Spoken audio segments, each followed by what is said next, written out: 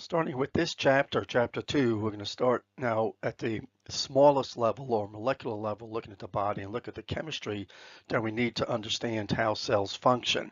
And then in chapter 3, we're going to look at cell function, which eventually also leads into tissues, and then that gives us a good background to understand not just the anatomy of organ systems, but also their physiology. And this is going to be kind of a lot of content in here that unfortunately we have to know in a short period of time. But we're going to see that the body requires two components to stay alive and to maintain its homeostasis. First, what we need is matter. And matter is something that probably learned long ago in school, but maybe forgot about it. But matter is anything that has mass and occupies space. And we're going to see a little later that it's composed of these things called atoms. And matter, we're going to see, comes in three states, which is very important to understand in the body, to understand its structure and that the environment affects the states of matter sometimes. So we have solids, and much of your body chemistry is solid, and that is really due to the nature of the molecules that make us up and also the environmental conditions that we live under. And we're going to see a significant portion of our body too is liquid, particularly the liquid water, which we'll look a little about the properties of. And water is going to become a very important molecule for you to understand because it significantly influences not just how the body functions, but also how drugs are actually designed. And then there's the gaseous phase, which we don't find much going on in the body, except gases that dissolve in liquids like oxygen, carbon dioxide, and nitrogen gas. And we don't really make use of nitrogen gas, even though it makes up about 70% of our atmosphere and 70% of the gases that do dissolve in your blood. But it is critical when we look at altitude changes and the effects of gravity and atmospheric pressure on the body, because these gases, particularly nitrogen, can be a problem. And there's a condition in divers, and also this occurs in fast ascension pilots and astronauts with a condition called bends, where these gases, their ability to dissolve in liquid is affected by pressure and gravitational forces, and these gases could either get in too high a concentration in the blood and cause something called narcosis, or actually just leave the blood in some mass escape that causes damage and either blockage or rupture of blood vessels as these gases try to escape. The other component that makes up the body is energy. And I'm not going to go too much into the meaning of energy, but it's basically the capacity to do work or put matter in motion or to be able to change the natures of matter. And we're going to see for humans, we're going to focus on two types of energy. Kinetic energy, which is energy that's actually doing work for the body at the moment, and potential energy, which is stored energy. Your whole life is based on taking in nutrients.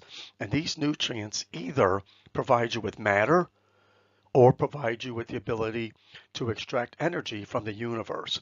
Your matter, we're going to see, is provided mostly from eating lipids, proteins, and things called nucleic acids, proteins being the major matter that makes up your body. And then for energy, we usually look at carbohydrates as a primary energy source.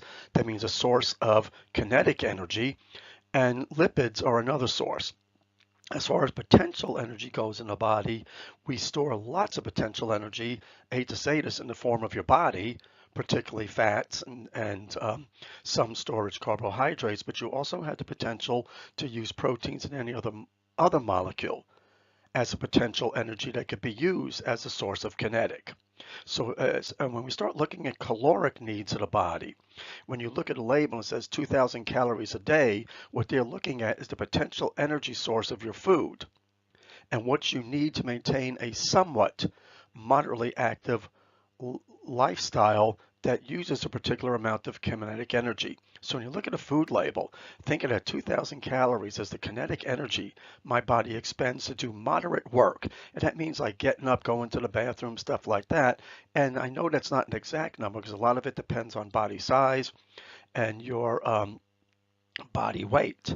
But with potential energy, again, think of food and body reserves as potential energy. And we do know that energy types can be converted from one form to another. Our body is mostly going to work on a type of energy called chemical energy. And many organisms produce light energy. We're going to see that heat is also another source of energy. And your book tells you that heat is a way that our body loses energy, but that's not necessarily true. We belong to a group of creatures that require heat also to help us carry out energy reactions at an appropriate rate. That means not too slow and not too fast. And we're going to see that these things called enzymes, which actually are what trap the energy from the universe and use it to carry out functions, it requires a certain heat to do that for us to maintain homeostasis. So heat is actually a very important thing for the body. Too much is no good, too little is no good, but it is needed for you to carry out body functions at the rate that we need it. So again, when we look at the forms of energy, we're going to mostly focus on chemical energy, which means chemicals changing their nature or being converted from one form to another, or chemicals releasing heat or other things. We do work with electrical energy. We're going to see that this is very important for producing a molecule called ATP. So actually, when you eat food, you're converting the food using chemical energy to a bunch of basic materials that help to produce electrical energy in things called your mitochondria. That electrical energy then builds molecules using chemical energy that can now chemically modify other molecules to carry out work. So your body is very, very, very complex when it comes to energy usage and these conversion of forms.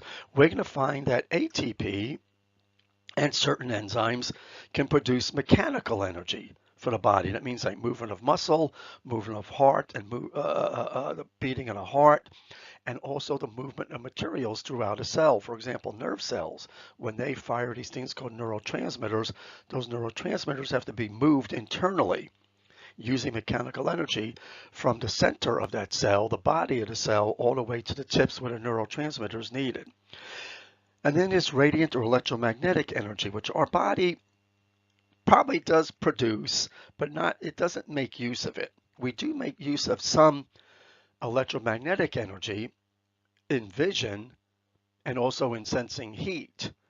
But and we also use it sometimes in the form of what we call photosynthetic reactions to make like vitamin A, where we're using electromagnetic energy to carry out chemical change. So this is the major forms of energy. But again, in our class, due to the nature of our bodies, we're going to focus on these. And a little here when we look at spatial senses. So I have to go through the whole idea of what is matter. And the basic unit of matter is a generic term called the enzyme. So matter means the basic parts that you're made of, just like the human body. An average human body is made of certain parts, and there actually are atoms that don't fit what we see as far as what 90% of the atoms are made of, but let's not worry about that. So atoms are built into different building blocks. And think of atoms as being like people again. Not everybody's identical. We have a uniqueness based on our genetics. So think of there being different types of atoms that have different properties, and each different type of atom we're going to call an element. So an element is a specific type of atom that in itself has specificity. That means there can be variations of it based on its weight and the amount of things called neutrons in it. But we're going to see that atoms are going to be characterized by something called their atomic number, or the number of protons, a basic unit that makes up that atom. So when you look at something called a periodic table, and we might have one in our classroom, maybe not, and I forgot if you have one in your book, to be honest, but the atomic symbol is what you see on a periodic table. And this is just kind of like a way that biologists, and particularly in pharmacology, could look at a particular atom and see what its properties are and what those properties can do and have their role in the body.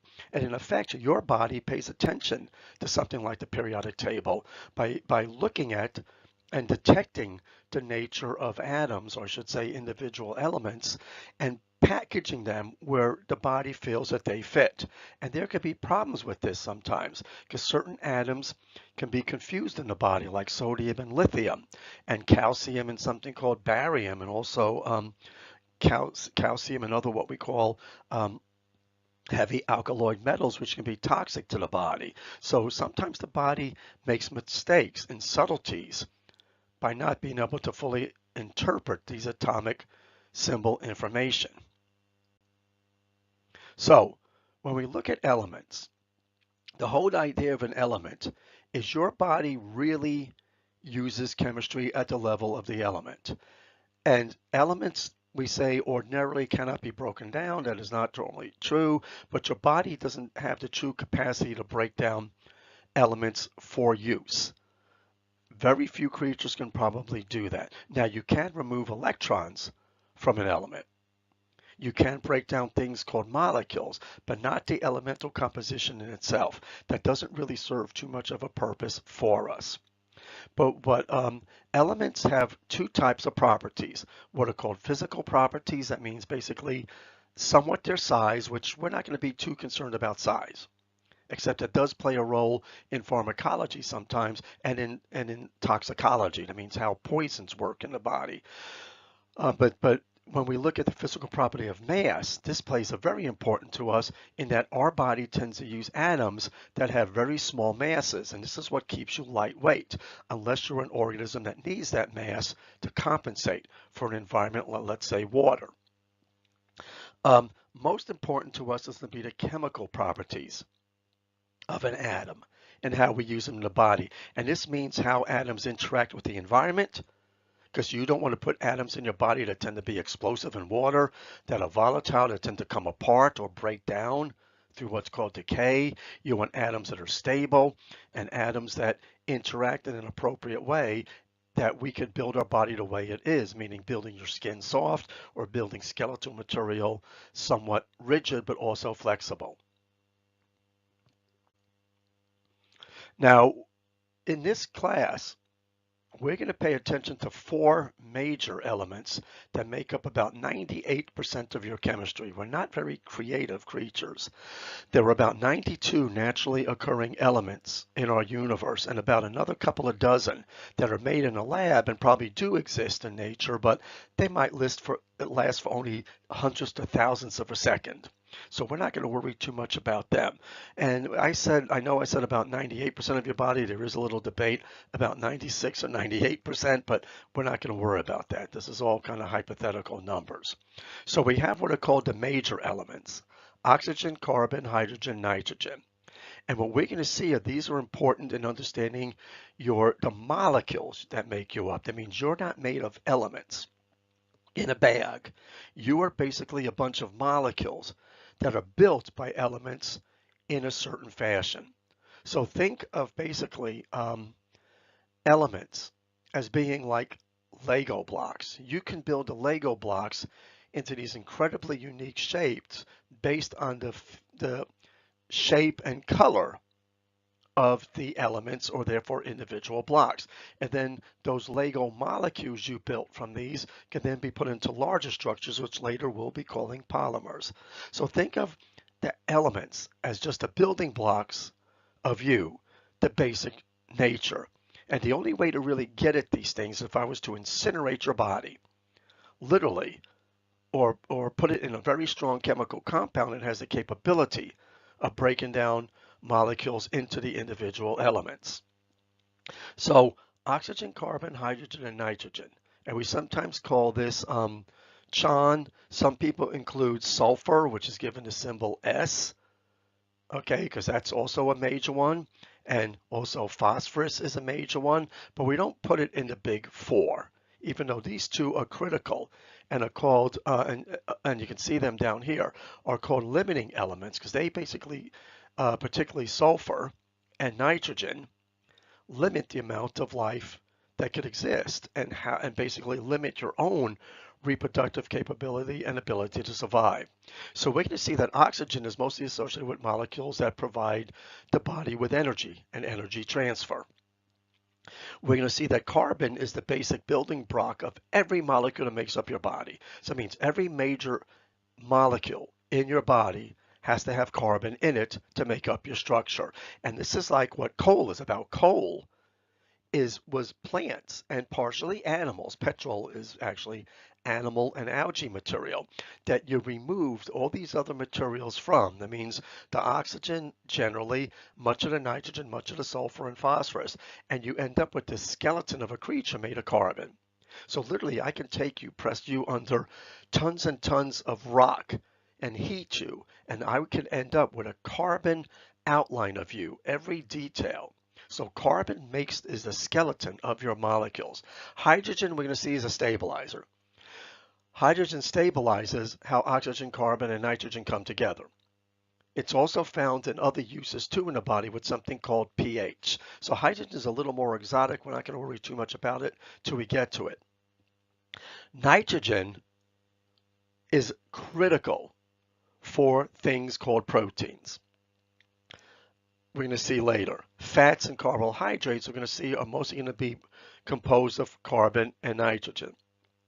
Fats can also contain phosphorus and sulfur, and we're going to see proteins could also contain sulfur. But these are the big four you need to be. And I want you to understand that when we're out of an elemental imbalance, that means we're not eating the right molecules. This can create problems we'll talk about a little later. Then we have what are called the lesser and trace materials, and these make up a smaller part of the body.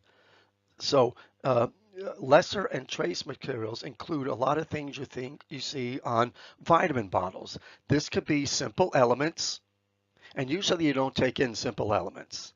Usually you take in elements that are in the form of a molecule, but your body is looking for one particular component in the element. And it sounds kind of funny. It's almost like if you have to buy a car, but the car comes with a gift. And you can say, I can keep the gift or throw it out, but I really wanted the car. So think of calcium that way in a way. It has to be in the molecular form that you eat it, but what you're looking for is a calcium and not something else that's attached to it. But you take it in anyway and maybe remove that attachment.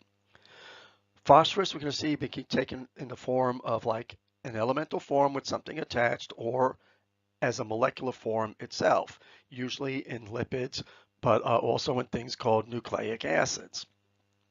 And then there's potassium, sodium, chloride, iron, which makes up a lot of metals, iodine, which is a metal. So these things we're going to see are found in small amounts, but they're critical. It doesn't mean that just because you need less of them, they're not important. Because think about iron deficiency. Could basically shut down the body's ability to carry oxygen and also to carry out things like cellular respiration, which we use to produce energy for the body. So again, when we look at the lesser elements, we see here again, you have these and you see your trace materials, which the trace materials are a subgroup of the lesser elements, but they make up a very tiny part of your body. And we're going to see that the trace elements in particular help these things called enzymes work. And they work together with vitamins to help provide your body with work to carry out metabolic functions. So these are the ones we really pay attention to. And we find that we often miss in our diet, particularly with a lot of over-processed foods. We find that sometimes these trace materials have to be added after the fact, because a lot of these are found in the body fluids of the animals and plants that we eat, and we tend to wash these body fluids out, including blood and other stuff. So to briefly go through atomic structure, because you don't have to be experts on the atom, but you need to know just because when you start working with things like MRIs and nuclear medicine, this does come into play. So an atom is composed of two parts.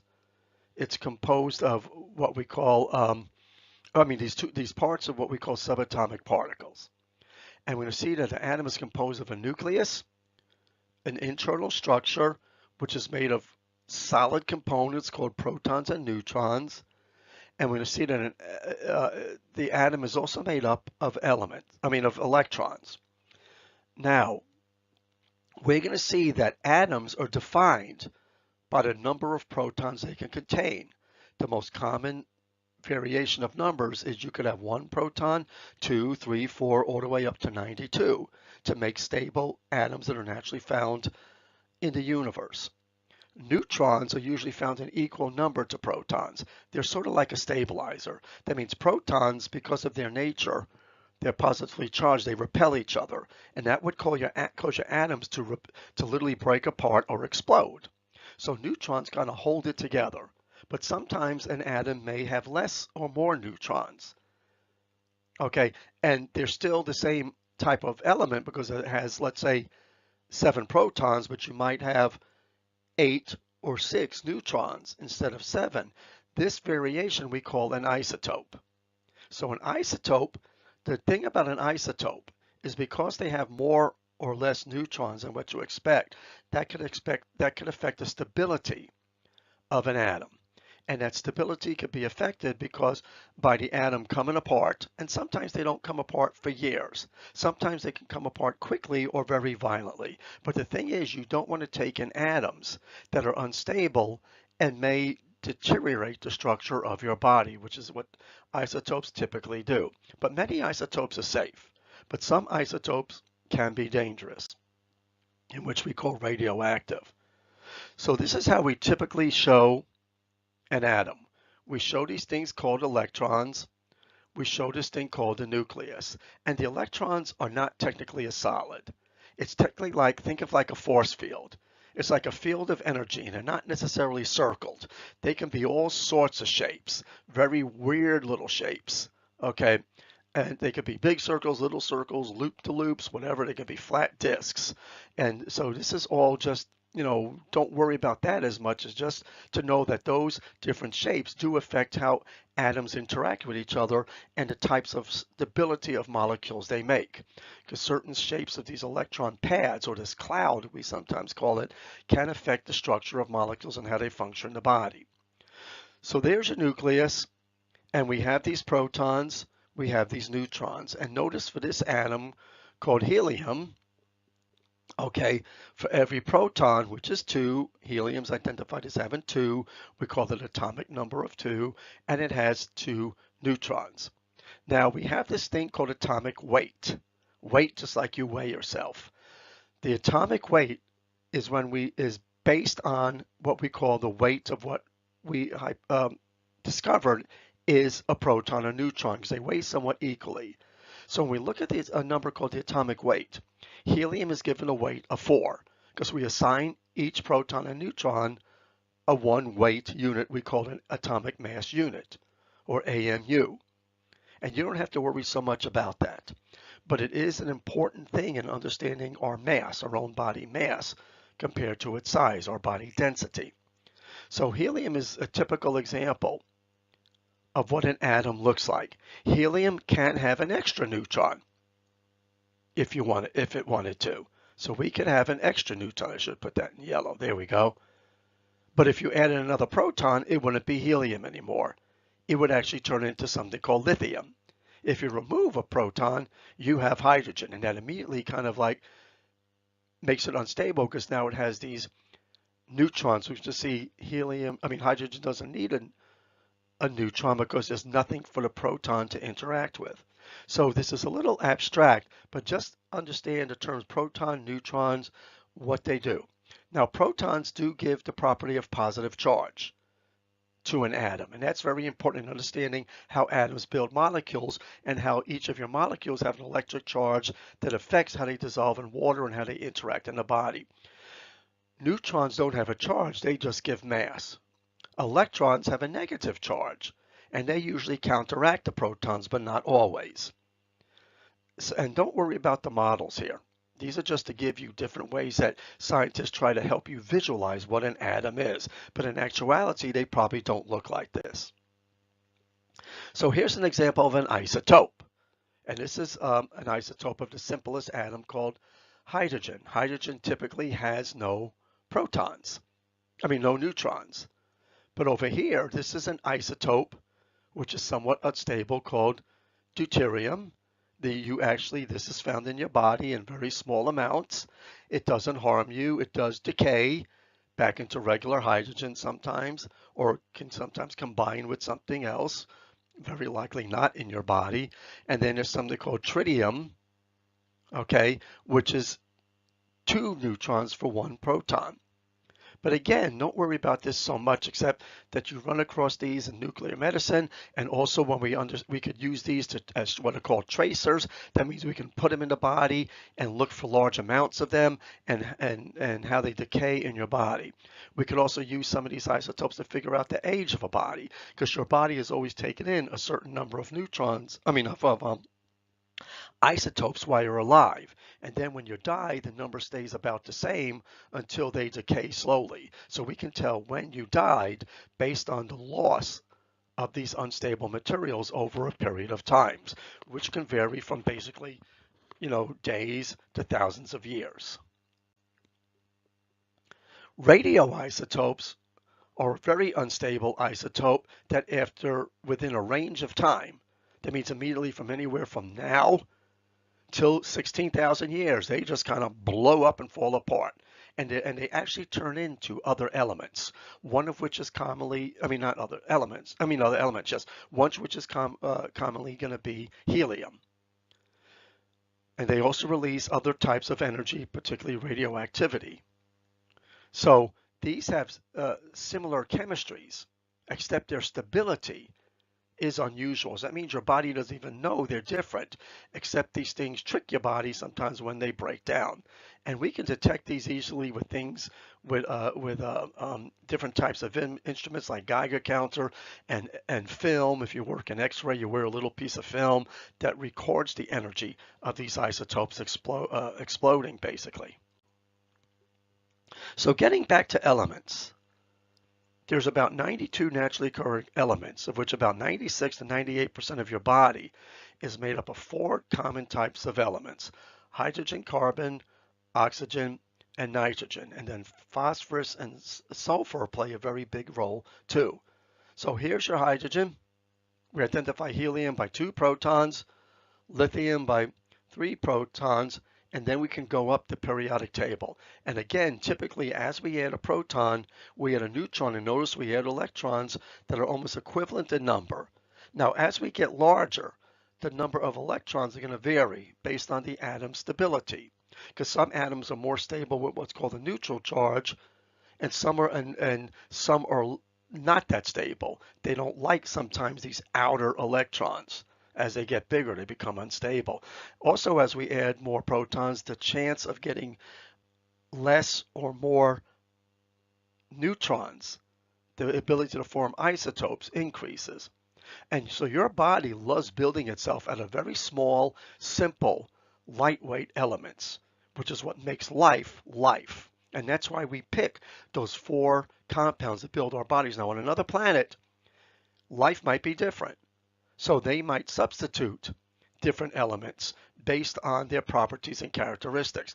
And this is what the periodic table tells us. The periodic table tells us that certain materials have certain common properties. And this is something we will likely go over in lab.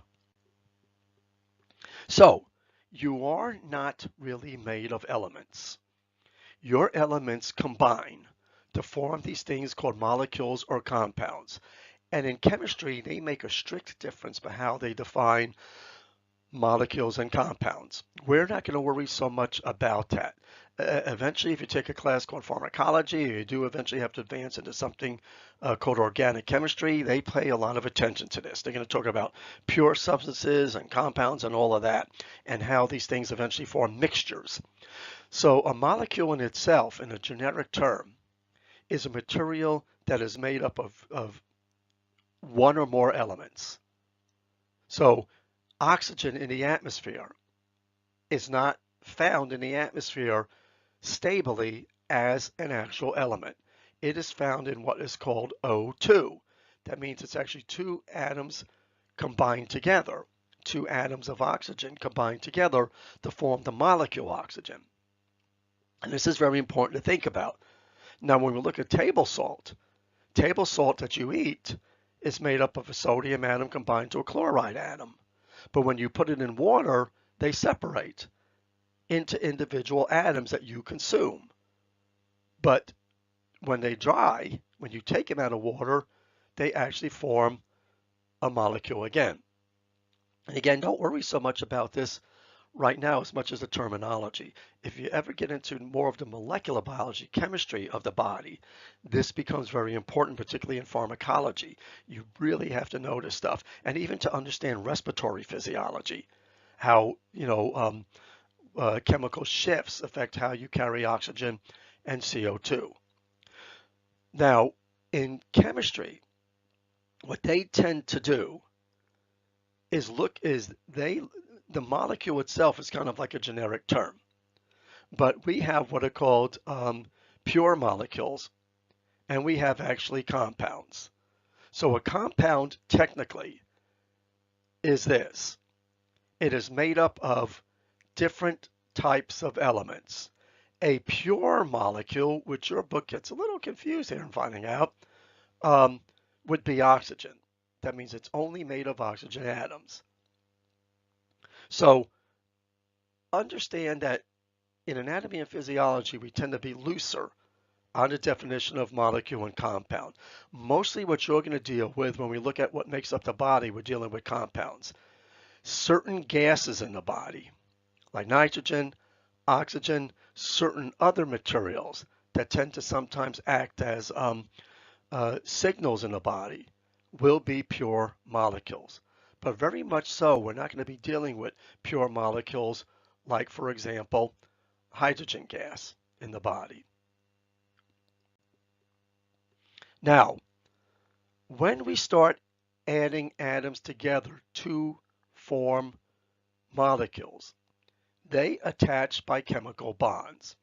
And the nature of how two atoms attach is dependent on their atomic number and how their electrons are set up, what are called their electron shells.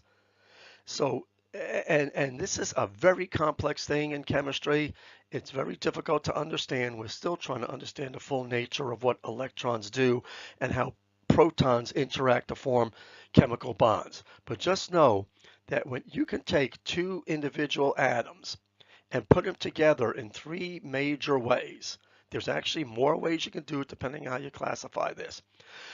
And what that means is, how do I interact them to the point where these atoms are working together as one unit or one stable structure? So there are ways that we can have atoms form what's called an ionic relationship, a covalent relationship, or a weak electrostatic relationship. Okay, and the type of weak electrostatic relationship that we cover in this book is something called a hydrogen bond. There are other types of weak electrostatic relationships, but the most common one in your body is a hydrogen bond. And we're going to look at some analogies that tell you what these three different. So now let us look at ionic bonds. Now these are formed by things called anions or cations, or electrically charged atoms. So what happens is certain atoms, and we're going to see this in the periodic table, are kind of unstable when they have an equal number of protons to electrons.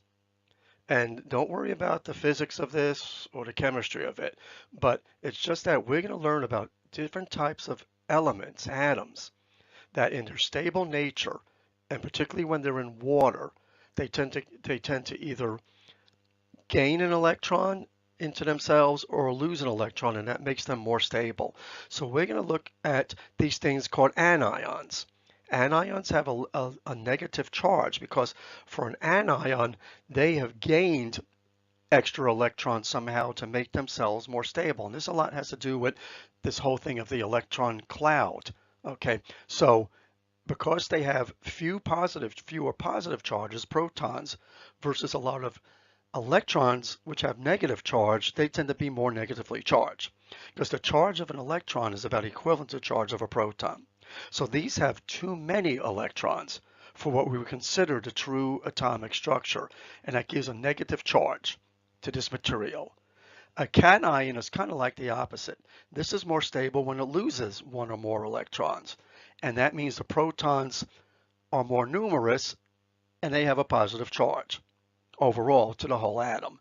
And don't worry about where the terms anion, cation came from. This has to do with electrical circuits of anodes and cathodes and stuff like that. But what's important about this is that when ionic materials get in solution, they can break down into cations and anions, and they typically do. That's the nature of ionic bonds.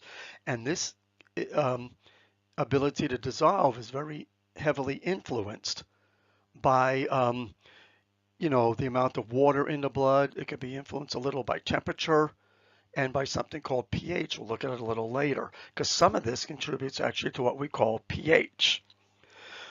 So with anions are repelled by other anions. Just like we said, protons, repel each other. Electrons, which are negatively charged particles, repel each other. Cations repel cations. But these two tend to want to come together and stick together or remain together in a way that can help to form, I should say, ionic bonds. So the attraction between ions and cations are what to help to form a majority of ionic bonds. Now, when we look at where do we find the elements that make up ionic bonds, this is very, very, very, very specific. So ionic bonds are typically formed from these cations right here, the first two groups of the periodic table, and kind of ignore this one. Hydrogen is there. It's a little unique. Ignore hydrogen in a way. It has very weird capabilities. So these are sometimes called the alkali metals, okay, and or the first two periodic elements, and they tend to have a stable positive charge. And what happens is they're attracted to these guys right here, okay, which are called the halogens. And they tend to be negative. So what happens is when you have these mixed in solution, this group right here, whoops, not there, but in this group right here, okay, they tend to help come together to form different types of ionic compounds, which could be salts or crystals of some type.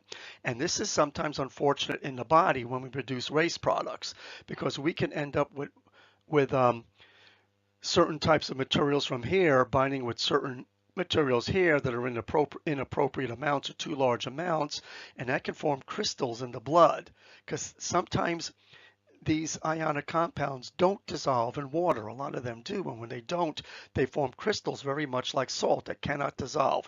And gout is an excellent example of a crystalline type formation that could occur in body tissues. And the crystals are sort of like glass. So imagine having in your body tissues, particularly your joints, a glass type sharp compound forming in there. So again, the nature of that element, where it sits on a periodic table, determines whether it forms ionic bonds. And ionic bonds tend to be very rigid bonds, like crystals and metals. And they also tend to carry electrical current, which is going to be very important later, we understand. We could also take them apart in the body and use the individual elements, separately, sort of like potassium and calcium and sodium. And we can move them around the cell and even use them as signals to help run the cell, or we can move them in the case of hydrogen and sodium and potassium to produce electrical currents, or what we call electrical potential. And this will come later when we start looking at particularly muscle and nerve cell function. Now, when we look at where does this fit into the structure of our body, most of these ionic compounds carry out jobs. But in the case of bone, a major component of your bone, the hard part of your bone, which is called hydroxyapatite, is an ionic compound and makes bone glass-like. But your bone, we can see, is not totally glass-like, or would break like glass, or would be too rigid to do its work of supporting the body. So let us look at an example of ionic compound, which is sodium chloride, which is table salt.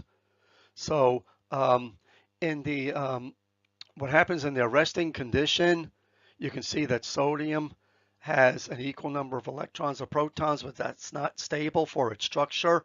And don't worry about that. But look at that poor little lone. They like to be in twos or eights. And he's alone or she's alone. So it's going to happen, that's unstable right there. And this one likes to have what's called a full 8 there. It doesn't like being 7, 6, 5, but 8, whatever, or 1. So what happens is it would rather have an electron to fill in what's called that octet in your book, the 8 units of electrons. So with chlorine, this is an unstable situation. So what happens when they come together, this has a preference for a negative charge, this has a preference for a positive charge. They come together and this becomes positively charged, negatively charged, guys. These hang out together like, best friends. Is where sodium goes, chloride follows. Where chloride goes, sodium follows. If this is not in water, it forms a crystal, or in very little water, I should say. If you put this in a lot of water, they tend to kind of dissociate, they come apart, but they still kind of hang out together. But this sodium may kind of be a little sly and hang out with another chloride for a while or whatever. And sometimes they just hang out in clumps of sodium chloride situated in the water. So this is an ionic material. And these are called electrolytes, either positively or negatively charged compounds or cations, anions. This is what a crystal looks like. So you can see here the chloride here was representing green, and there's the sodium. And this would be the crystalline form. That means this is what happens when you dry it out and there's almost no water associated with it. Now, covalent bonds are a little different. They're not rigid. Matter of fact, 90% of them don't dissolve in water. They don't dissociate. The atoms are pretty much stuck together almost permanently until something like some type of strong radiation, vibration, or things called enzymes break them down.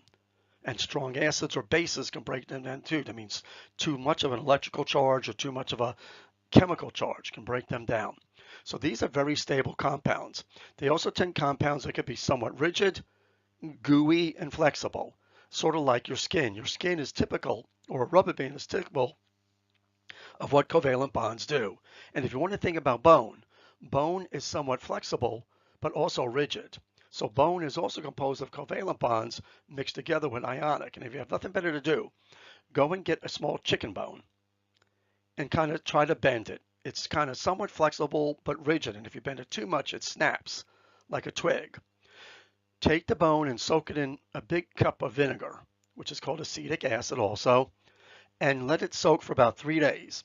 Every now and then, change the vinegar a little just to keep it fresh, and then pull that bone out after about 3 days, and you will remove all the ionic property of it, all what's called the hydroxyapatite, the salts, the crystals in there, and you will find that bone is flexible, and you can actually shoot it across the room. It would be as flexible as rubber, and it's really kind of neat. And that's typical of the types of molecules covalent bonds build. They give your body flexibility and ability to carry out motion. So covalent bonds, they also, when they form, they tend to be a way that we store body energy. Because if we can break these covalent bonds down, we can use them for energy.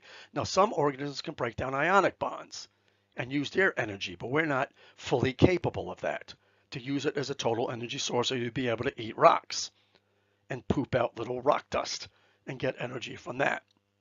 So where are the elements that make covalent bonds found? Most typically, they're going to be right about here. And there you go. And also, believe it or not, out there.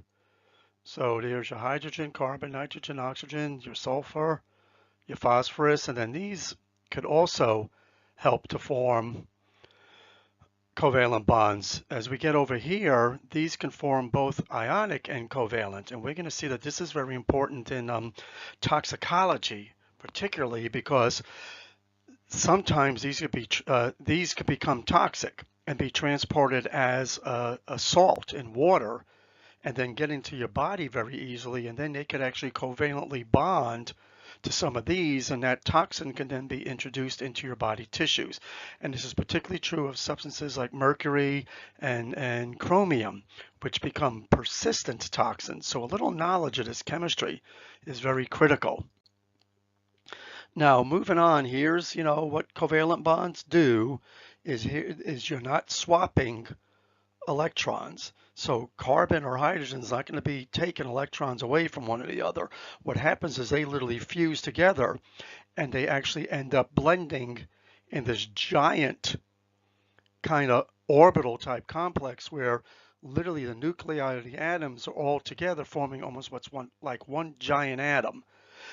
And this can't be separated. It's very difficult to separate. And usually we draw it looking like this, and sometimes we draw it with overlapping shells, whatever. But understand that covalent, the atoms are being shared, and these sharing electrons, and these atoms are very tightly associated, and it's a very difficult bond to break. But when we have the capability of breaking that bond, we can use that as a food or a source of energy. Now, overall, when we look at covalent and ionics, there are actually two types of covalent molecules. Ionic usually has a definite charge, but there are what are called polar and nonpolar covalents. A polar covalent just means that there's somewhat of a net charge on that molecule depending on its shape. So here, water, even though it has a kind of like an overall supposedly neutral charge, it's situated in a way that part of it is slightly negative and this half is slightly positive. So it's almost like you walking around, your body is generally neutral, but your front end is positive, your rear end is negative, and you interact with people by your front ends basically rejecting each other, but your rear end and your front end kind of attract or stick together sometimes. We're going to see this is very important in what are called weak electrostatic attractions.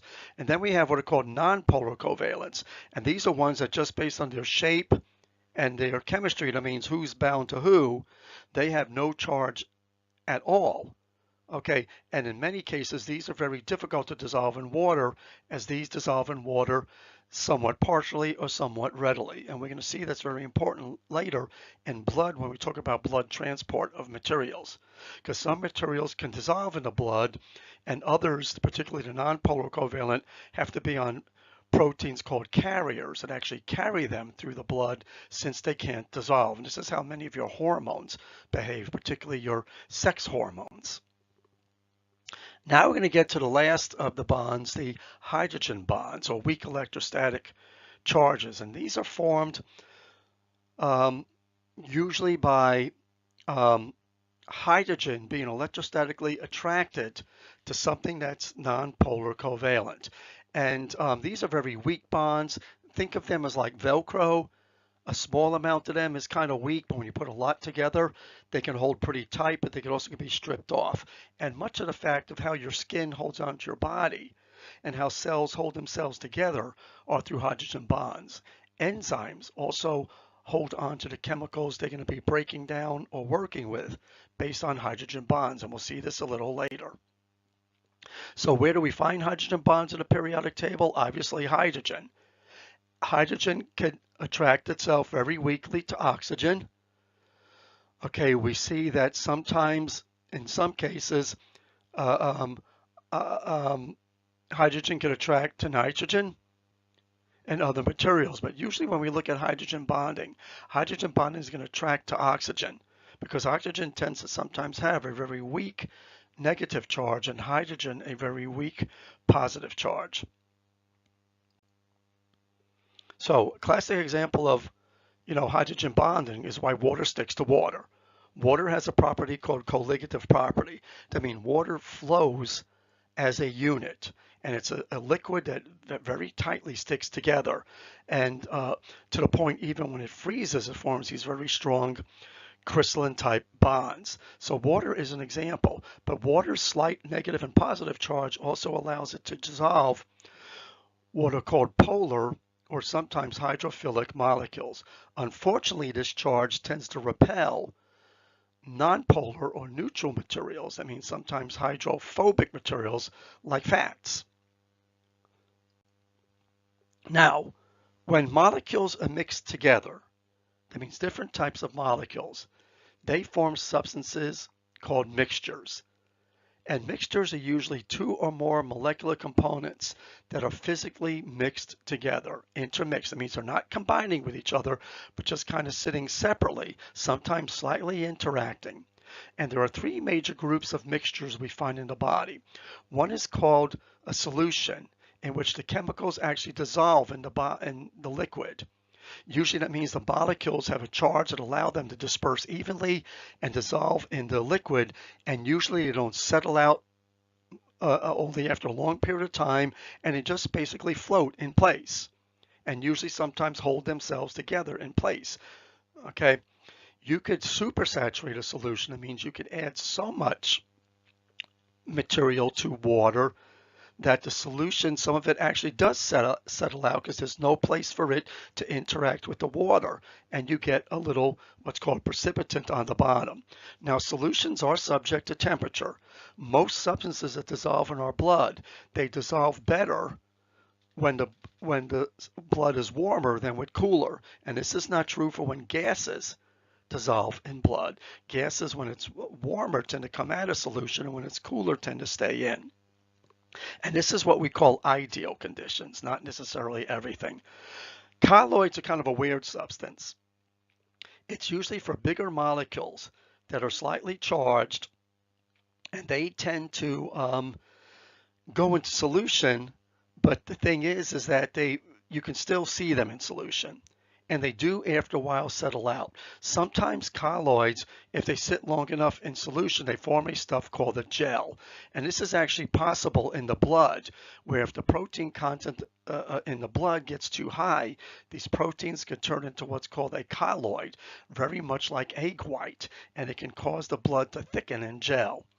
And then there's something called a suspension. The best way to think of suspension is like emulsions like oil and water. Is a suspension, the molecule is partially kind of floating around in the water, but usually in big chunks or bubbles, and it does either float or settle depending on the nature of the molecule you put in the water. We don't really rely on suspensions, except sometimes how we transport fats in the blood. We usually travel them in these globular suspensions we're going to later called micelles. So when we look at examples of solutions, mineral water is a solution. You can't even see what's in there for the most part, unless it's a dye that dissolves in the water. A colloid, they can form gels, okay, in a certain thickness. You can see the particles. Matter of fact, if you beam light on it, the light will glow. And suspensions, notice the bubbles there. The bubbles are literally the suspension solution stuck to itself. I mean, the solution stuck to stuff, the stuff that's in the solution, forming little particles like soap bubbles that don't really mix with the water. They're unequally dispersed. Colloids and solutions tend to be equally dispersed, where suspensions are not. And this is what makes it difficult sometimes to transport fats in the blood. They're not uniformly distributed. And that's given a good example of blood. Even the blood cells are suspended. So we live in this what's called aqueous or watery world. Our environment of our body is based on water. And what's very important to understand is that water has the ability of what's called reactivity. That means water itself has an electrical charge where it can actually be dissociated. That means the hydrogen and the oxygen in the water can form ions on themselves. And this can create change to other materials and also produce a feature called pH. Water also has a cushioning effect. Because of the way it sticks to itself, it acts almost like a gel in itself, almost like its own little colloid. And this is very important in what's called the hydrostatic function of your body's water. Water is also capable of dissolving a lot of materials, particularly salt. Part of its reactivity is it could dissolve salt and do what's called dissociate it. And what happens is this helps produce body electrolytes, which play later on, we'll learn, very important roles in the body, particularly sodium, potassium, calcium, and iron. And there's some other ones too, chloride and others, that play a major role in how muscle and even respiration and nervous system work. Now, one type of dissociation of water is called pH.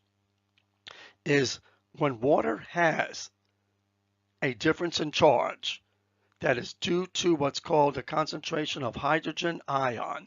Hydrogen ion is a cation, and it naturally forms in water, but also you could add it to water by adding certain types of ionic compounds. and even some types of organic compounds that lose hydrogen. So acids and bases are both electrolytes, and it happens usually with an acid. An acid is something that takes on basically, well, it should say it loses a hydrogen ion and takes on a charge that could affect the stability of molecules in that water. We're going to see that base. So pH is a consequence of how water behaves in our body. Water can break down to release hydrogen. And plus we could add hydrogen or take away hydrogen from water, okay, as we add certain types of electrolytes or other types of ionic or covalent compounds. So when we look at this substance we call an acid is what has a low pH. But a low pH means a high amount of hydrogen. That means lots of hydrogen. So the pH scale, which is the whole numbers you see here, is a mathematical calculation. It takes this complex concept of pH, okay, and puts it into a mathematical formula that is a whole number. So when we look at pH, 0 is strong acid, very high concentration of hydrogen ions. 1 is also a strong acid, high concentration. Lower, lower, lower till we get almost to a number called neutral, which means we can no longer call it an acid. The hydrogen ion concentration is almost what we call stable. That means the chemical reactivity of this acid is not there. Because if hydrogen concentrations are real high, it could add electrical charge and other properties that can make that water destructive to your molecular chemistry. For example, if I was to pour hydrochloric acid on your skin, it will break down all your covalent bonds. Lemon juice would alter them but not break it. Wine won't cause many problems because it actually can burn your eyes. And the same is true for soda, which fits about here, pH of 2 to 3. Now, the pH change is tenfold for every unit that we move. So as we go from pH of 0 to 1, the concentration of hydrogen ion actually decreases tenfold.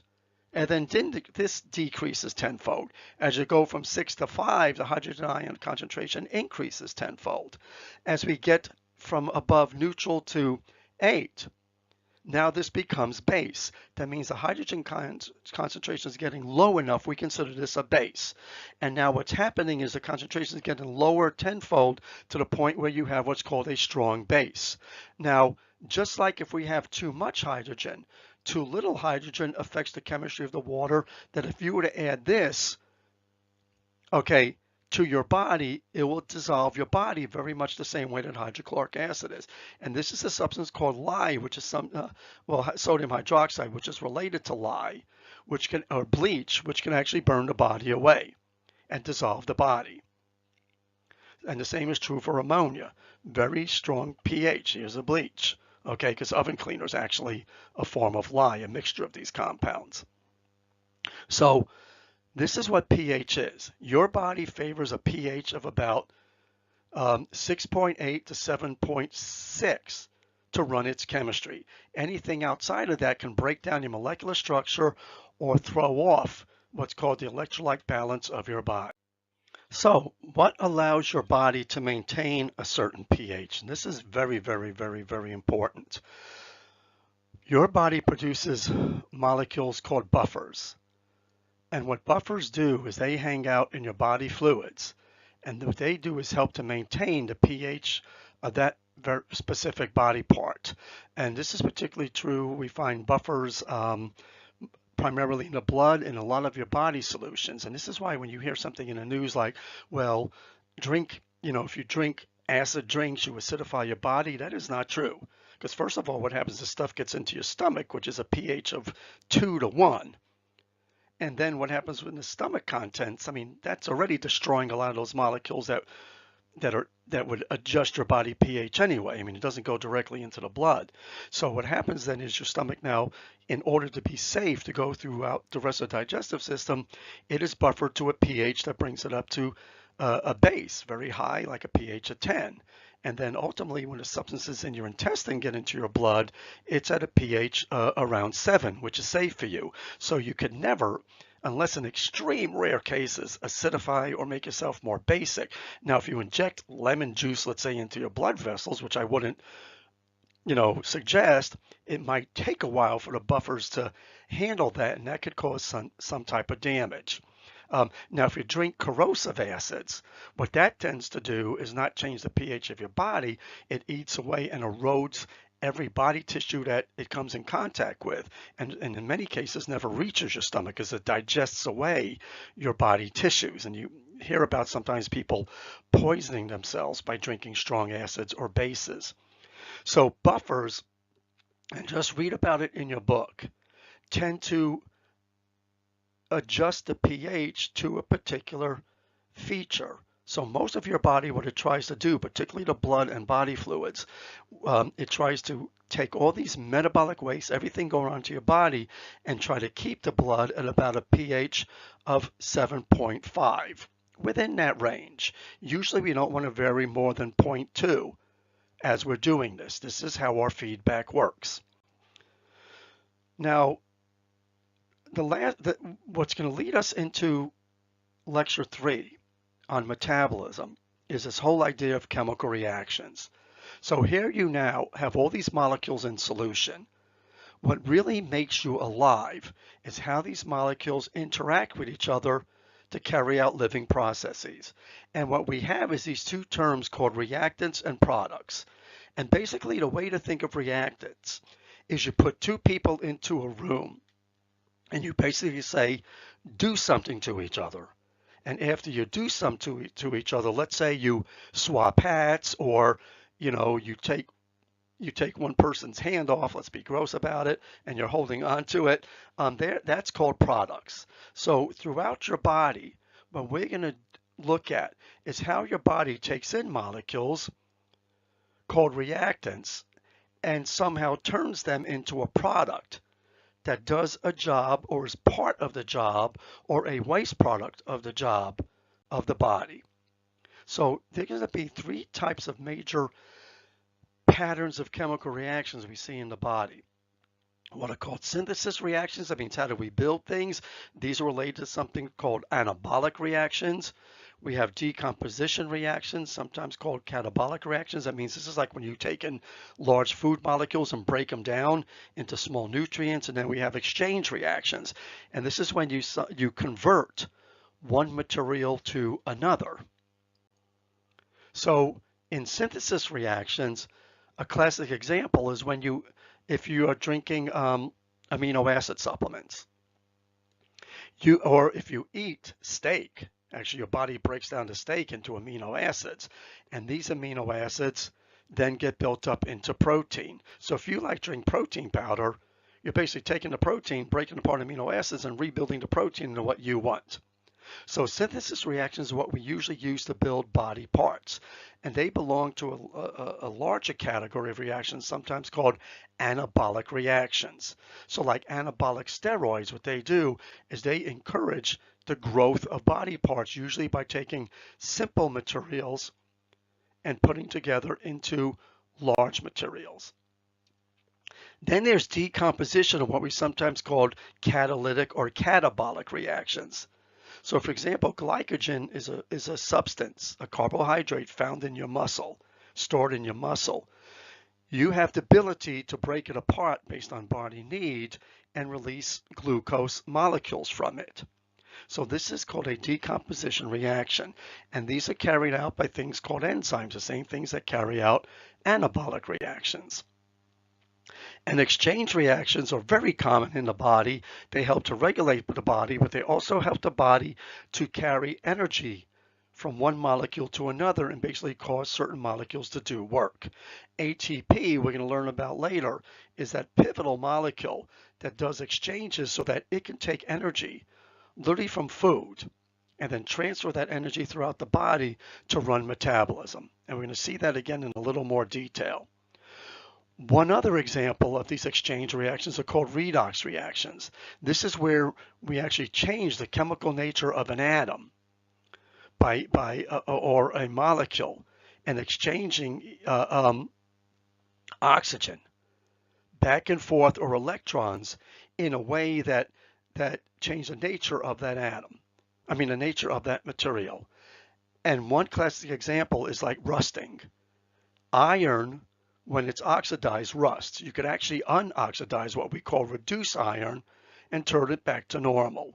So just understand that we can look at this thing called oxidation and reduction as the losing or gaining of electrons in a very specific way, or the transfer of oxygen between materials. But overall, you change the chemical nature of that material that could help us a lot in doing work for the cell. Most redox reactions are involved in carrying out some type of metabolic function, either associated with carrying something like oxygen, or transporting something, or in producing energy for the cell. So chemical reactions can also come in what are called exergonic and endergonic. You also heard these as the terms exothermic and endothermic. Exothermic and endothermic is actually the measure of reaction if heat is given off or taken in. But exergonic just means a chemical reaction in which energy is released to allow us to do work with the body. And this is very typical of many, but not all, catabolic reactions. Many, not all. Because some catabolic reactions actually remove energy from the body and sometimes suck in heat. Many exergonic reactions produce heat. Endergonic reactions basically are when you are anabolic reactions for a lot of times, not always, but these are chemical reactions that require energy to go in, and they can actually rob energy from the body or rob heat from the body in order to go. Usually endergonic reactions are what we fuel when we take in calories for the body to run the body. Now, the rate of chemical reactions are very sensitive to several things. One of the major things is something called thermodynamics. That means the temperature that chemical reactions are operated in. So we know that body temperature is very critical in determining the rate at which a chemical reaction occurs in the body. Very simply, and usually what we see is at 10 degrees Celsius, okay, starting at a body that's about a temperature of about, let's say, 20 degrees Celsius. Every 10 degrees Celsius tends to double the rate of a reaction, and every 10 degrees Celsius down tends to half it. Your body is at a particular temperature called 37 degrees Celsius, which the rate is just perfect, for us at least, under certain body conditions for most of your internal organs, not all of them. If we lower that to 27 Celsius, okay, it halves your body's chemical reaction rate, and you can become hypothermic and die. We can double it by going up to 47 degrees Celsius, which is literally, above the boiling point of water, and that will literally make your chemistry, if it survives it, work too fast to the point where it makes mistakes and it can't do its job. And this is due to the nature of these things called enzymes, whose rate is determined by temperature. The size of particles that you're working with can determine the rate of a chemical reaction too, and also the concentration. This is like when we eat, we tend to eat a lot in one meal, and this increases the chance of that meal being chemically reacted on because there's a high concentration. And this gets to a point of what's called saturation, because sometimes you could eat too many nutrients, and it can actually saturate the ability of nutrients to come in. And this is sometimes the problem with eating too much amino acid and too much glucose in one sitting, because you saturate the ability of the chemicals that work to uptake these molecules into the body, and sometimes some of them don't get in. There's not enough rate to take it up, so it just comes out of your poop. It never even gets into your bloodstream.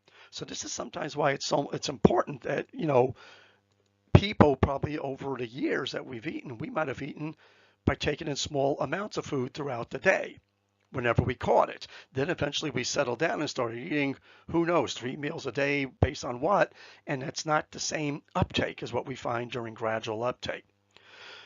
pH, which is not listed here, could also affect the rate of reaction by changing the ability of enzymes to grab onto the molecules they're working with. So we're going to see that chemical reactions are also increased by stuff called catalysts, meaning something that helps a reaction to occur, particularly reactions that are unlikely to occur. So the whole fate of your body is not so much to speed up chemical reactions, which sometimes we do want to do, but to take a chemical reaction that on its own won't work very fast or all at once. And we try to make a chemical reaction occur at once. Now, the best way to think of this is like how atomic bomb works or a nuclear reactor works, is you take a radioactive isotope, which has a probability of a group of isotopes exploding either in a minute or in 1,000 years. And you don't want to wait for that. You don't want to wait for each one to break down over this period of 1,000 years.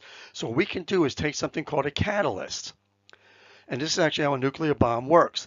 And then what you do is you make all those atoms blow up at once, not over a prolonged period of time. So for example, if you ate and had no catalyst, the food would decay, sometimes immediately, some of it immediately, sometimes slowly, and it might take 8 years for all that meal to decay. We don't want that to happen, so we set it up with a catalyst that takes it and it doesn't speed up the reaction and make sure that the reaction occurs what we call spontaneous, all within a short period of time. And this is what keeps life going. This is what builds your body and breaks down food to run your body. So what is your body made up of? You are made up of covalent material that we call organic compounds. And their basis, or the skeleton of your organic compounds, I mentioned earlier, is carbon. And carbon is covalently bonded to other things. That means nitrogen, hydrogen, phosphorus, sulfur, and sometimes we add it to other materials to produce the organic compounds, which we can break down into 4 categories: carbohydrates, lipids, proteins, and nucleic acids, which we don't cover that much in this class. These are going to be the more big ones because they're involved in most body structure, function, and energy production. So we're going to see that your organic compounds come in simple forms and come in complex forms we're going to call polymers. So guys, you are made up of polymers for the most part. That means long units of these things called carbohydrates, lipids, proteins, and nucleic acids. And when we eat these polymers and we break them down into monomers for the most part. That means the basic materials, not atoms, but the individual units of molecules themselves, which we call the building blocks. And then we do is based on our DNA, we build them into these things called polymers. So when we look at the body, where does now chemical reactions fit into the nature of your body? Okay, we build our body by something called DNA synthesis. That means you take simple organic compounds, building them up into these large compounds called polymers. Big chains of compounds. If you want to think of one nice giant big chain of compound, look at cooking fat, lard, Crisco. Look at the mucus that runs out of your nose. Those are all chains of compounds that have a substance to themselves. Your fingernails are long chains of something called collagen, which is squeezed out of a bunch of dead cells that form this long, hard polymer. Hydrolysis. This is where you get the raw materials from your food. So you eat the polymers of other creatures and you break them down into monomers so you can rebuild them into you. And this is why sometimes we have to have a varied diet, is you want to take in a large variety of monomers to make sure you have all the materials you need to run your body. And sometimes we can convert one monomer to another. But sometimes we have to eat what are called essential nutrients. That means I can't create these in the body or convert them to something else. I have to eat them in my diet.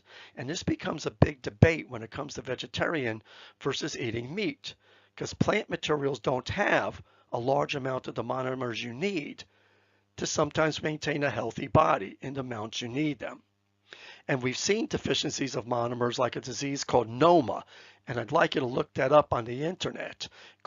Type in NOMA disease, NOMA, named after a town in Africa. And this disease is due to a deficiency of protein, which contains nitrogen. in the body. And it allows certain microorganisms to eat the flesh of a person that cannot fight off these microorganisms and whose body cannot replicate cells enough to combat the loss of tissue as these microorganisms eat. So, guys, when we think about diet, hydrolysis, you have to have a diet that synthesizes your body. As an adult, not as frequently as a child. As a fetus, regularly inside the uterus, which whereas mom's diet comes in and is very important. Now, to move along, another thing that's unique about your organic molecules is we're going to define 4 categories of organic molecules based on unique features called functional groups. And a functional group means something you stick to this carbon that makes up the skeleton of organic molecule. And I want you to know these major functional groups, what are called hydroxyl, carboxyl, amino, sulfhydryl, phosphate, and carbonyl, which there are more out there, but we're going to cover these major ones. And what these do, when you take functional groups and add them to carbon skeletons, very simple carbon skeletons, they give that molecule unique physical and chemical, and what are called bioactive features. That means these molecules now can build polymers. They can actually do work in the body. And you could build polymers that are like as hard as plastic, that are soft, that are gel-like, that are negatively charged, neutrally charged, do whatever, or are catalytic. That means they can carry out chemical reactions. We're going to see the most common functional group is called the hydroxyl, which is also called hydroxy or the alcohol group. And mostly what these are going to do is help your body dissolve materials in water. So I can take a molecule, actually add hydroxy groups to it, and build a molecule that now can dissolve in water, whereas before it might not. Carbonyl group forms what we call acids. This is called also the organic acid functional group, and it's very important in things called amino acids.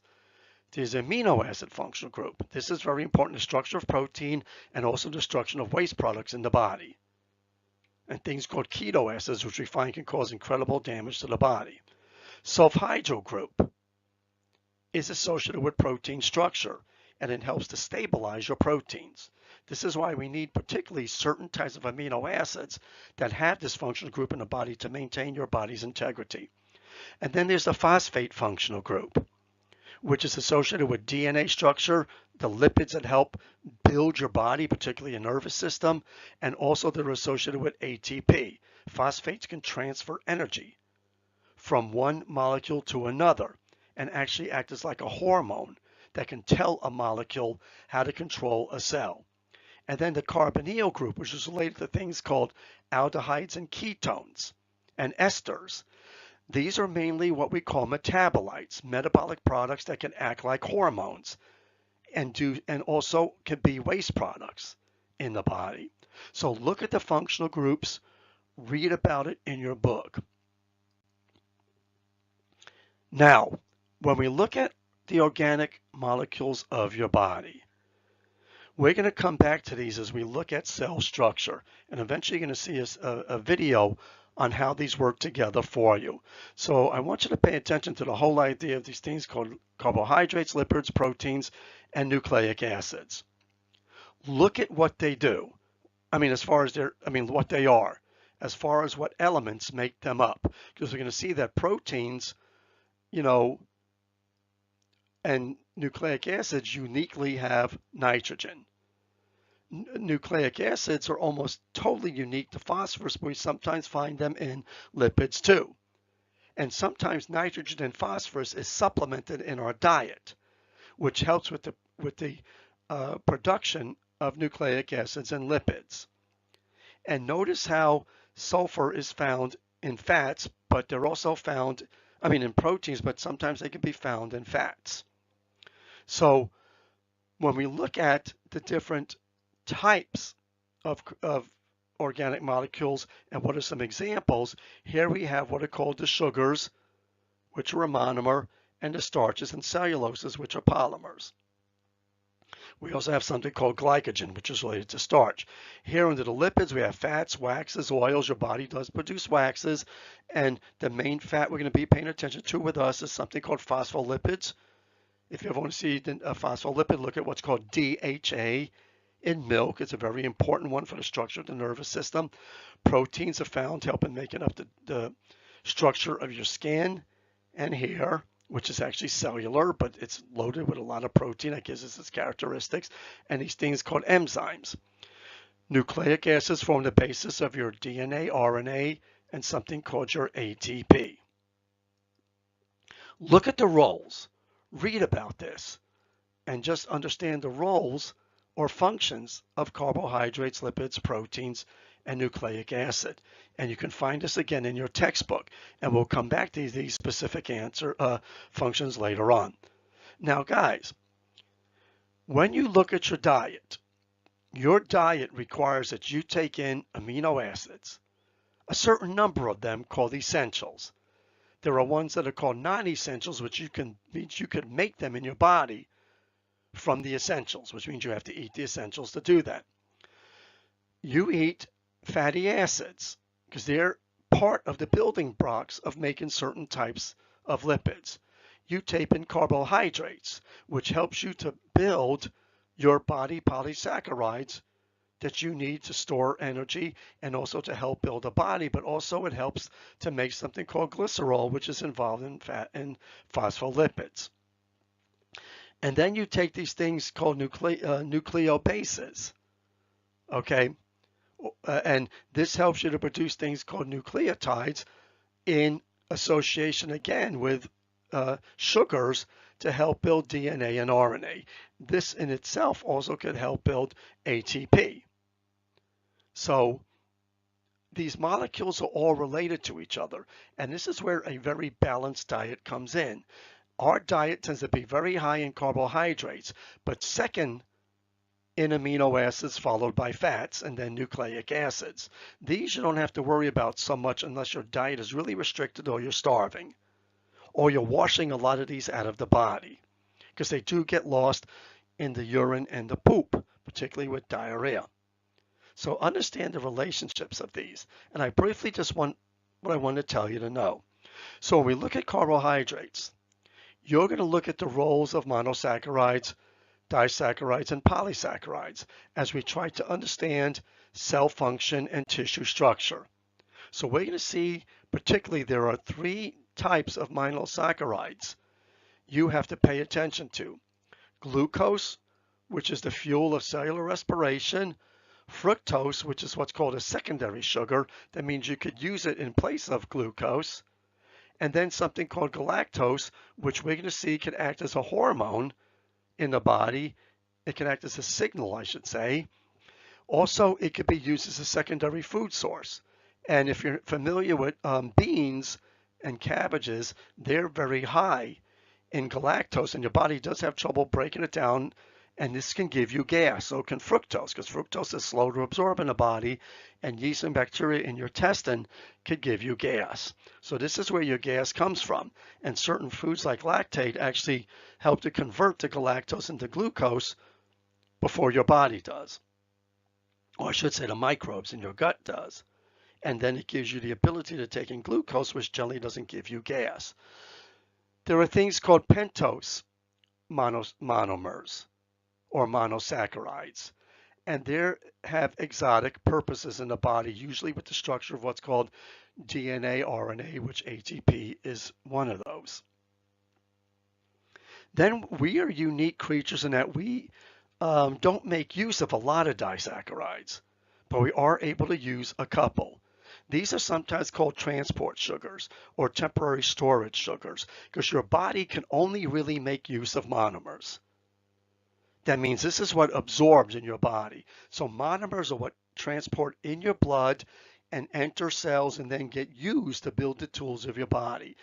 Sometimes monomers are converted to dimers for particular purposes, either as a hormone or as a temporary storage or to transport something from one place to another so they're not used immediately.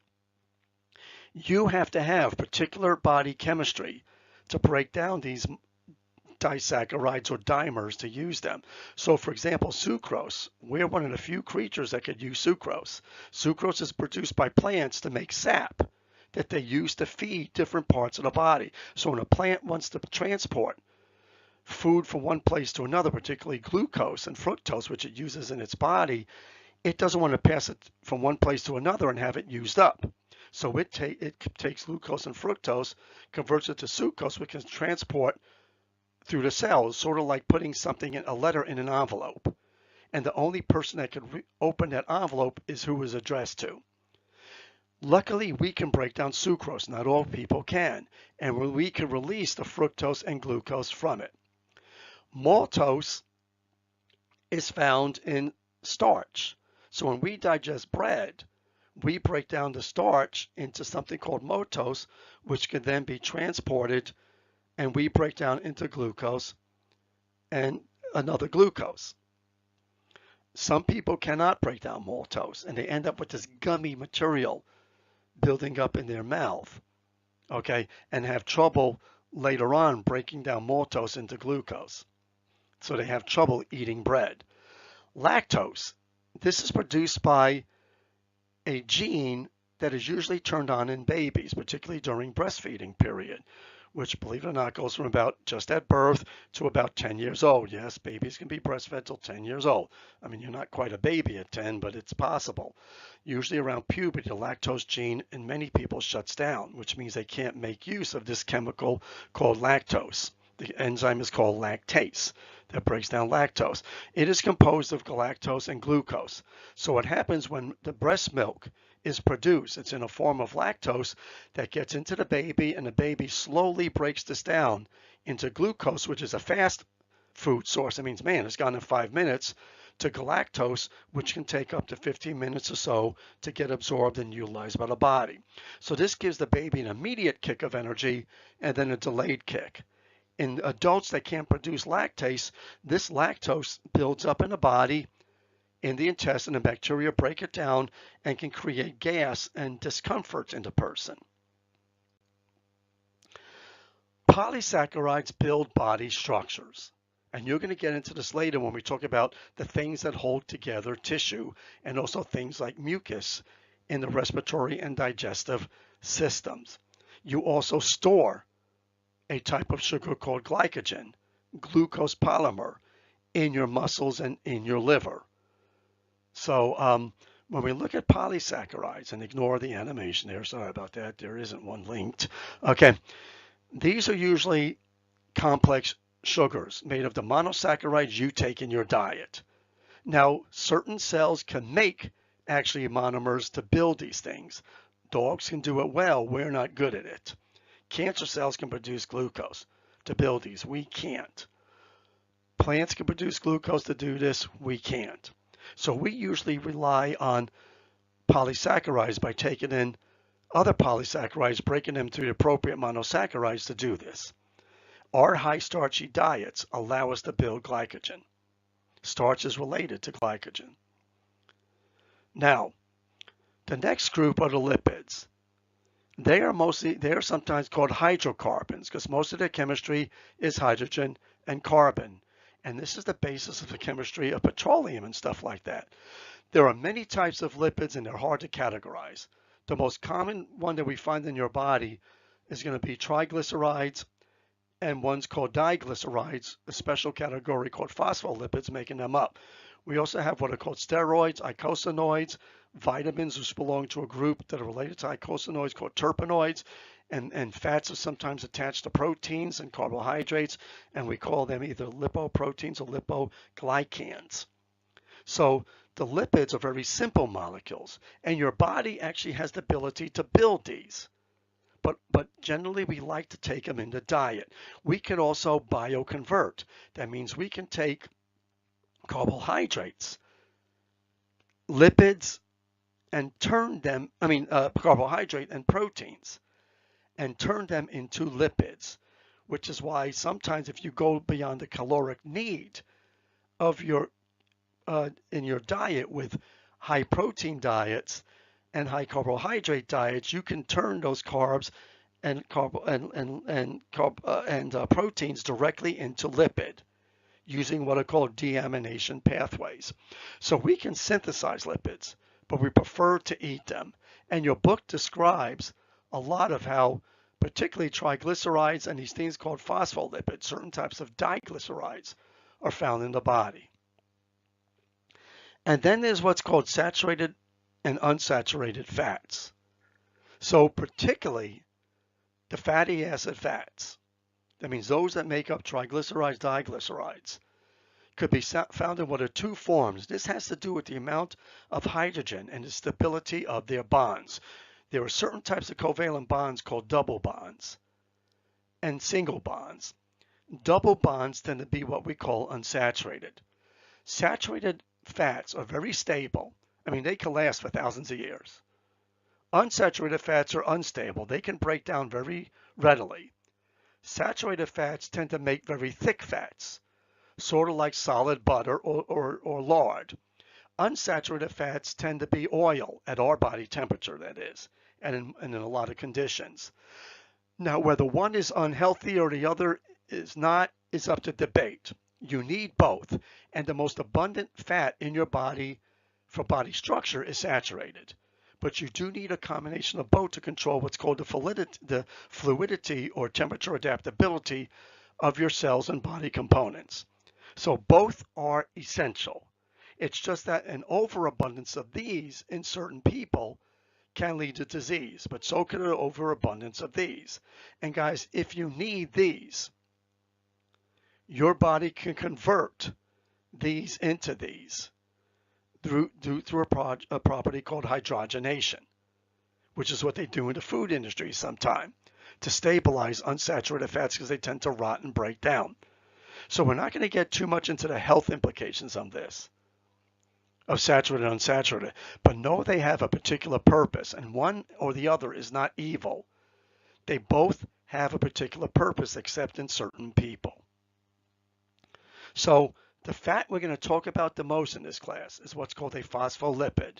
That means you take this thing called a fatty acid, which is what's called a glycerol background, which is actually made from carbohydrates. This is either synthesized or taken in your diet. These are called the fatty acid chains. This is a diglyceride. It has two chains.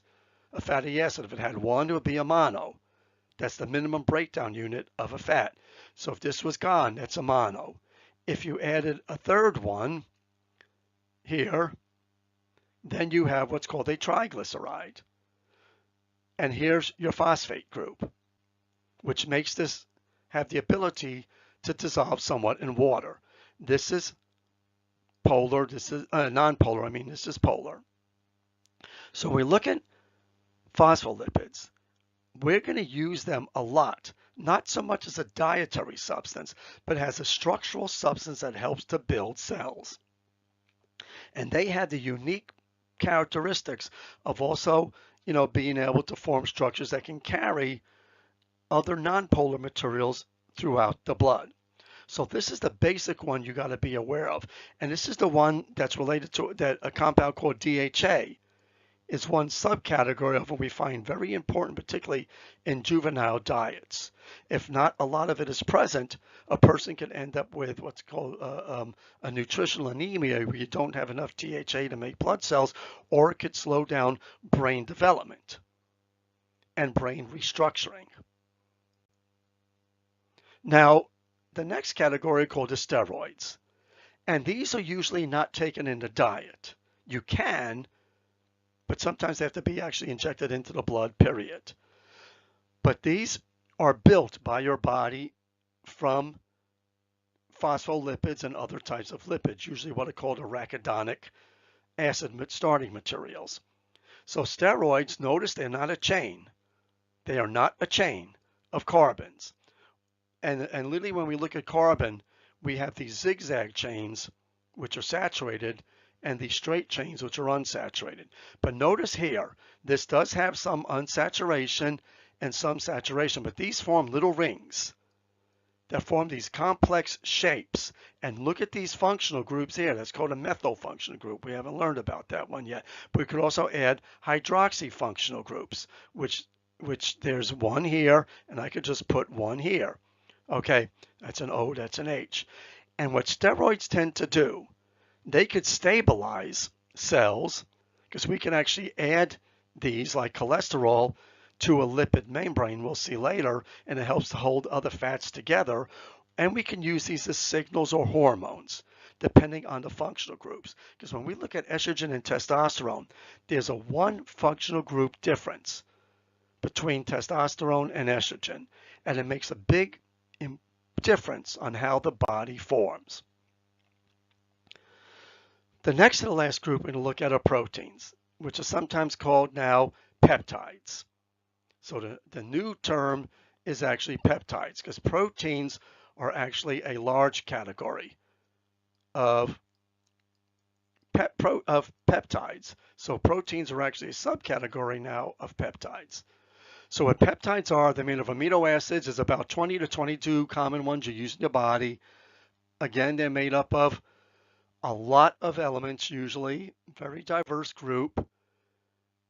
Amino acids vary based on something called the functional group or the R group, and this could be anything that we attach to this body called the amino acid body.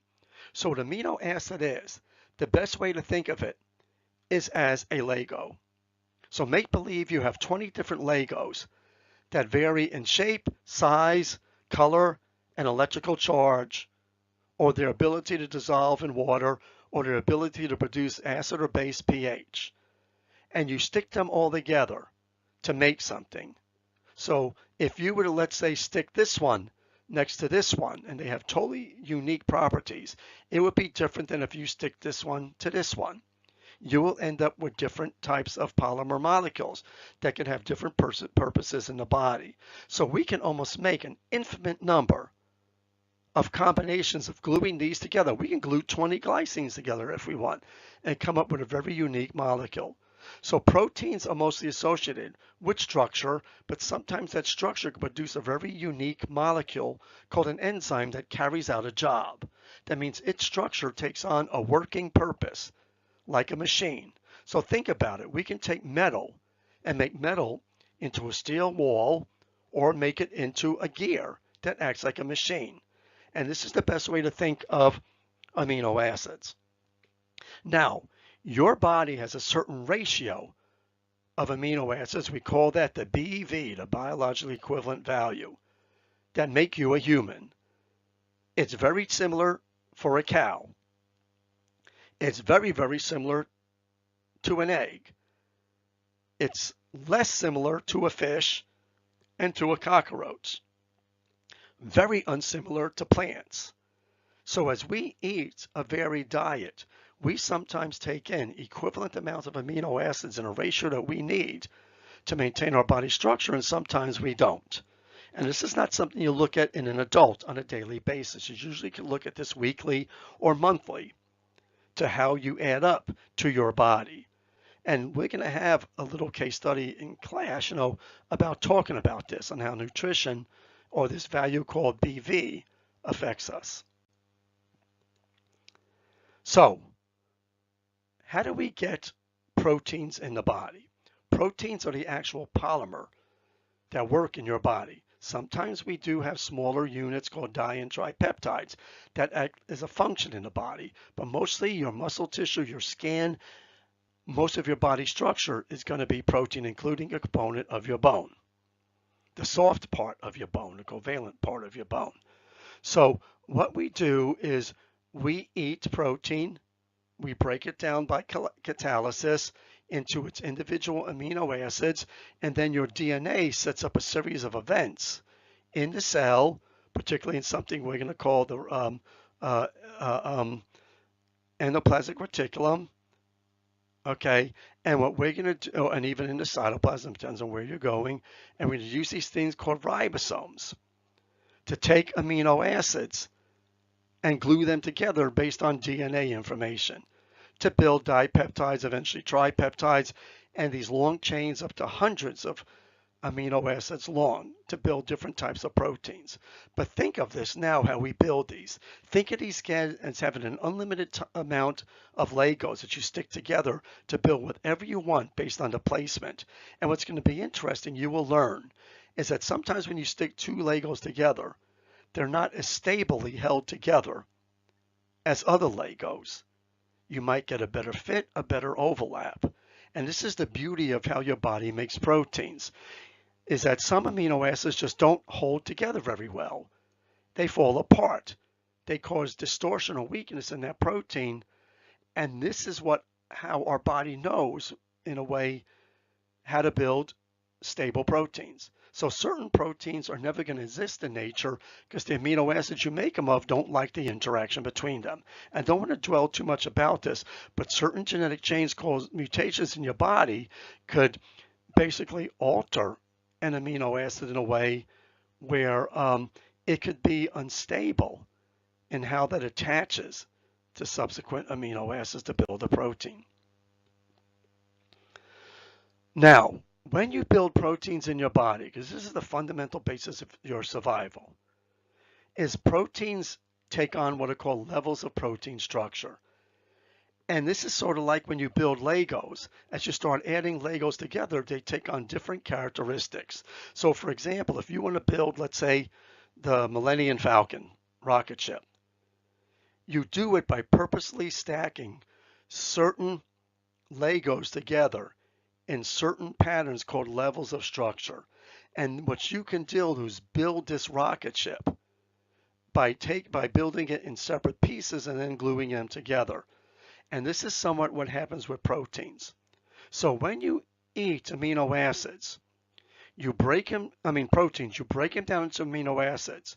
And inside your cells, your DNA grabs particular amino acids, like for example here, histidine, alanine, valine, leucine. Eventually you learn to read these. Okay, and you stick them together in a chain called the primary chain or primary structure. This is like just gluing together beads or sticking together a chain of Legos, and just sticking them together. What happens, depending on the amino acids that you built into your primary structure chain, this chain can take on different shapes. Sometimes it can take on a straight chain. Sometimes it can take on a flat zigzag. We call it a pleated sheet. And sometimes that chain can form a spiral like a spring and be very springy. That means that this thing could basically be stretched or be compressed, just like a spring. So this is called the secondary structure. And this is spontaneous. That means depending on the sequence of amino acids, it takes on the secondary shape. And then again, depending on particularly certain amino acids like methionine, where they're strategically placed, this helix can now bend, like taking a spring and wrapping it into a knot. And that knot can either adhere to itself or not. That's not a joke. Okay, and this forms what's called tertiary structure. Tertiary structure is what we call a glob. It's a ball of protein that can take on a job. And this ball of protein is very sensitive. Its shape, its structure is dependent on pH, on temperature, gravity, and other conditions. And then they're sometimes called quaternary structure. That's when several of these, or even some of these, can come together and glue themselves together and form a large unit. This is sort of like now you built two types of Lego machines and glued them together and locked them together into a functional unit. That is called a quaternary protein. And sometimes these adhere to other things like metals and whatever, like the hemoglobin in your blood is actually two sets of proteins that come together, attached to iron, and form this one functional enzyme type compound that could carry oxygen and also carbon dioxide throughout the body. So understand primary, secondary, tertiary, quaternary.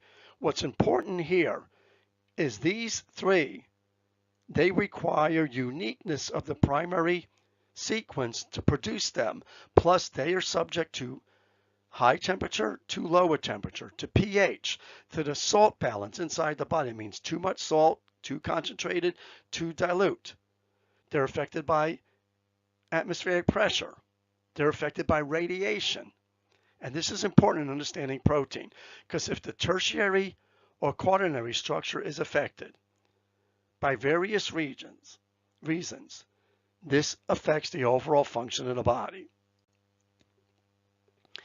If a protein is altered in shape due to the factors I told you, this is called denaturation. And the best way to look at denaturation at home is take some egg white. Take an egg, separate the egg white. You can look at that on YouTube. And what I'd like you to do is you could pour tequila on that egg white. You can pour salt crystals. You can pour vinegar on it, or Drano, or some type of soap. And you could watch that egg white curdle just like you cooked it with temperature. That is called denaturation. Your body chemicals can make subtle or extreme changes in shape or consistency based on if they go outside their stability range, particularly pH and temperature and salt. And they can curdle or liquefy depending on what direction you're going. And sometimes this is reversible, sometimes it's irreversible, and you can permanently damage your protein. Like, for example, cooking egg white.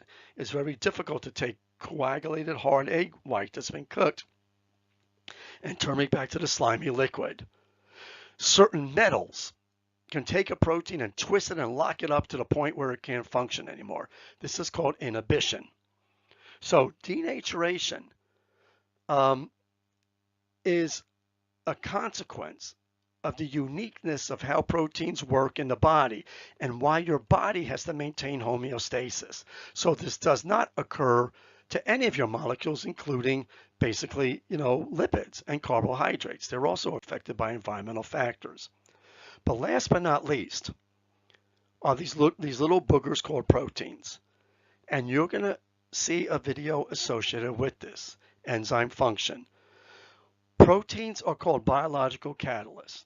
That means these are very unique proteins whose job is to make chemical change or to produce heat or produce some type of work. But they usually can cause chemical breakdown. They can cause synthesis. They can cause chemical exchange. The way we name enzymes today is usually by a number. We number them. Don't worry about it. The old days, and we still use this nomenclature today, we name them by what they do. So a hydrolase basically takes hydrogen and interacts it in an exchange with different molecules. Same is true for oxidases. They carry out what are called redox reactions. But an enzyme is a protein that's very uniquely shaped to contain what's called a body, an apoenzyme, and an active site, which is what carries out the work. It's a very unique shape and electrical charge within that protein. So here you have this thing called an active site, and that is horrible handwriting, excuse that. The active site is usually associated with something called a cofactor or a coenzyme, which some people use the term cofactor in general, but a cofactor is usually going to be something like a metal, okay? Or, like calcium, it could be a metalloid, or a vitamin, which vitamins are really types of lipids, as we've learned a little earlier. So what does an enzyme do? We're going to see a little later. Is they carry out, again, chemical reactions. So here's your enzyme, there's your apoenzyme, there's your active sites in this case, and this can contain different types of materials. This also, what happens here is these things have a particular shape, electrical charge, and they have cofactors that allow them to attach to very unique substances, starting materials or reactants called substrates. Those substrates don't just rush in there. It doesn't rush to it. By a sheer process called accidental diffusion, they end up coming close and sticking to here. And what happens now is this enzyme, when it attaches to them, it undergoes a spontaneous change that may or may not require ATP. It all depends on the enzyme. Sometimes it's just spontaneous glow, and then ATP returns them to their normal shape, or ATP causes them to change their shape, and then they spontaneously go back. Because we're going to see that this thing changes shape as they attach, and then could either glue together this thing, in the case this is taking 2 amino acids, glue it into a peptide, which can eventually become a protein. So this is a synthetic reaction. Sometimes you have an enzyme with one active site, and it could attach to this and break this down into that. So you're going to see a short video on these steps that narrates it a little more clearly step by step. Now, the last group we're going to look at are nucleic acids. We're going to come back to this group when we start looking a little more at genetics, and also at cellular respiration, we look at ATP. So these very much have almost a similar chemistry as far as elements to a lot of proteins, but there is a very fundamental difference, and also proteins don't usually have phosphorus.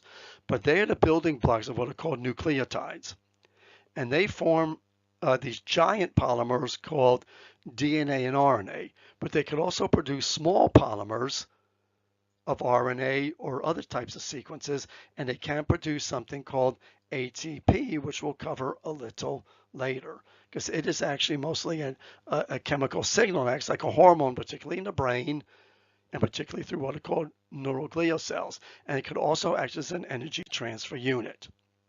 So when we look at DNA, and this is just stuff you have to memorize, DNA is made of what these little things called nucleotides, 4 little nucleotides, called adenine, which is given a symbol A, guanine, which is given a symbol G, and cytosine, which is given a symbol C, and something called thymine, which is given a symbol T. And these are all named after where they were extracted from. That means where we discovered them, because guanine came from bat dung, adenine came from a gland of some type, cytosine was from a cell extract, and thymine was from a thymus gland. I mean, don't worry so much about that. But what these are almost like, again, the Legos of DNA, except think of these more like the letters of an alphabet that spell out something. And their sequence has a meaning to the cell that some of which we don't understand. And that's why they give these a single alphabet code, because these are put together just the same way you put together words and sentences, and in some cases paragraphs, that build the whole body and run the body and maintain it, and have the information of how to create every enzyme, every protein in your body. So one of the biggest roles of DNA is it stores information for building proteins and for controlling body functions. That means it's kind of like the orchestra. So it contains letters that give information on how to turn amino acids into proteins, and also how to switch on and off different components of the body. This is what DNA looks like. This is what's called your double helix right here. Don't worry so much about that. That's a computer image, and there's your bases. So again, when we look at DNA, you can see how the bases line up. And why is DNA a double strand of these little bases here, all glued together covalently? It has to do with the stability of the DNA.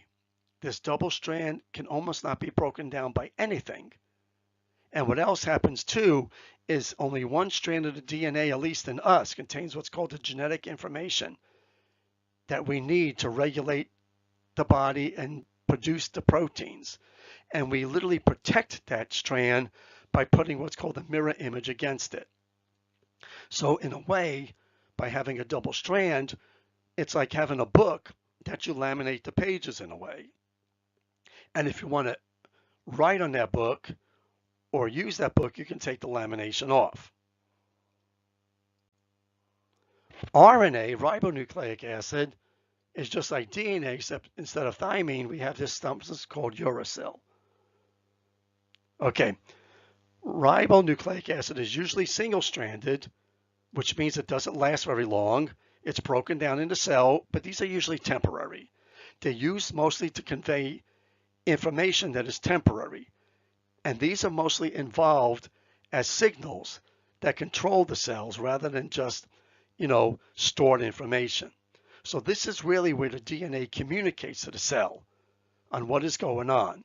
So this is more of the messenger. The DNA is more of the blueprint of how a cell works. And then last but not least is your ATP. ATP is a monomer nucleic acid whose sole job is to transfer energy, okay, from one molecule to another, okay, usually by transferring what's called or breaking what's called the phosphate bond. So when you eat carbohydrates in particular, your job of that is to eat carbohydrates to make ATP using a complex series of chemical reactions. That ATP then cannot be stored. It can be stored by transferring phosphorus to other forms and other materials, but it generally is short-term energy. That then carries out a chemical reaction by supercharging some type of enzyme or correcting an enzyme so it could do its job. And what are some enzyme jobs that require ATP? Transport pumps that carry stuff into a cell or out of a cell, muscle contraction. So ATP actually can make the proteins in the muscle change their shape to take that muscle and actually contract it and make it smushy. Or you can take ATP to help glue together a new compound or make a new compound. Okay, so this is the end of lecture 2, and hopefully this provides you with the background you need for lecture 3 and following lectures.